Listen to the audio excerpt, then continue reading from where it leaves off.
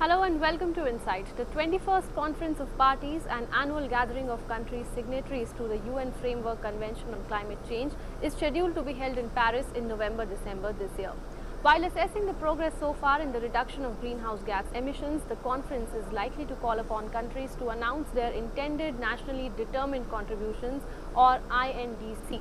What the conference will ultimately be able to do remains to be seen. Meanwhile, Laurence Toubiana, the French envoy for climate change negotiations, is presently in Delhi meeting officials to have an idea of India's views. Whether the conference will be able to secure binding obligations from countries is something one can only speculate on.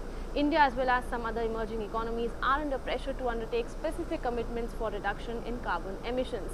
Today in Inside, we talk about the upcoming conference in Paris and the hurdles ahead. And to discuss the same, we have with us in the studios an eminent panel. Please welcome, joined by Dr. Sreeram Chaulia, a Dean at the Jindal School of International Affairs. Welcome to the program. Professor Chaulia, let me begin with you. Before we talk about expectations from the Paris summit, what progress do you think has been made by countries in meeting their emission targets since Lima, that was December last year? I think it's been painfully slow. UN Secretary General has said that he would have expected it to be faster, but hasn't happened. But they've been meeting ministerial rounds in smaller groups, many places, and they're basically trying to hammer out a text of an agreement for Paris. That's one. But then they need to also come up with lots of quid pro quos between developing countries, expectations on different sides, and as you said, pressure on large emitters like us, as well as China, and also this INDC process going on. We are waiting for more and more countries to submit their individual commitments. I think basically the reason it's working, at least at the diplomatic level, is because they've made it totally voluntary. You know, the INDC is just domestically decided. You know, there's no international body that's saying, you know, this is your level and this is how much you must cut greenhouse gas emissions. So in a way, it's like, unfortunately, from the environmentalist activist point of view, that means that it's going to be a very compromised process. But from a multilateral diplomatic point of view, you need compromise in order to get to common denominator. So I think they're working out that common denominator right now, and I think the chances of an accord are reasonably high now. I mean, there's not much of a suspense, unlike the previous when Copenhagen was happened in 2009, because it's very relaxed, and therefore one way of looking at it is pragmatic, the other is minimalist, and therefore it's going to work. But then the question is it enough to just have a deal on paper where everybody can sign on some pious commitments which are not binding necessarily and probably will not be met in practice? It's a bit like the Millennium Development Goals. We keep moving those. It's like a moving goalposts. Some of them get achieved, some don't. Then again, now we're talking about Sustainable Development Goals. So in a way, I think the compromise had to happen because of the logjam that we saw last time with Copenhagen. So if you see it historically, the trajectory of 1992, we started the first climate conference, Rio. So this is supposed to be the culmination, Paris. Finally we're going to reach some kind of a universally agreed and shared framework. But as far as what impact it will have, because the goal is to not allow more than 2 degrees increase compared to pre-industrial times. So whether we can actually do that or not remains an open question, because the moment you leave it to domestic decisions, there is no supranational force that's actually pushing everybody.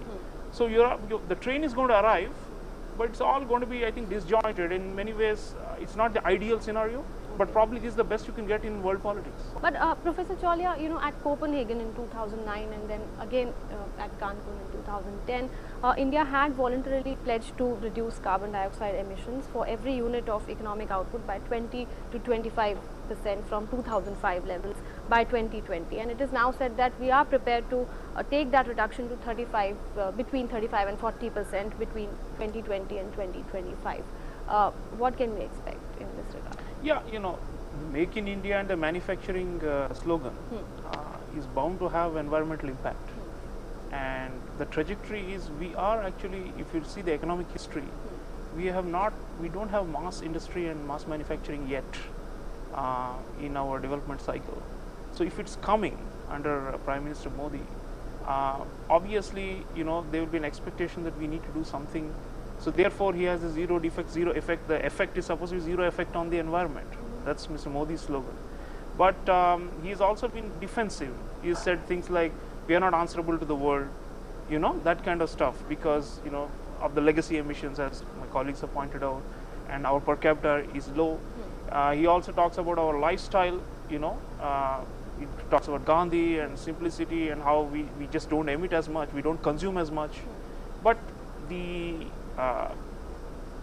to sustain high economic growth, manufacturing is obviously the only means, and therefore it's going to put a lot of pressure on us. Okay.